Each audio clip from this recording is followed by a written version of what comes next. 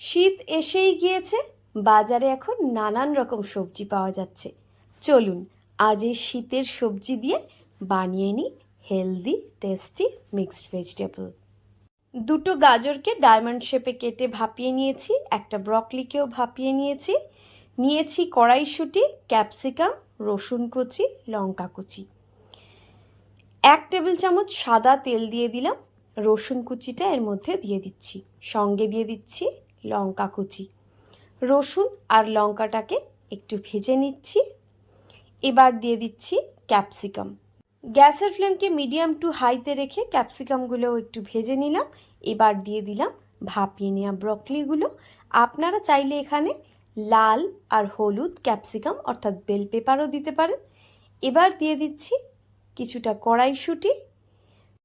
গ্যাসের ফ্লেম কিন্তু medium to হাইতেই রয়েছে। এবার দিয়ে দিলাম ভাপিয়ে নেওয়া গাজরগুলো। সব কিছুকে একসঙ্গে ভালোভাবে নেড়েচেড়ে নিচ্ছি।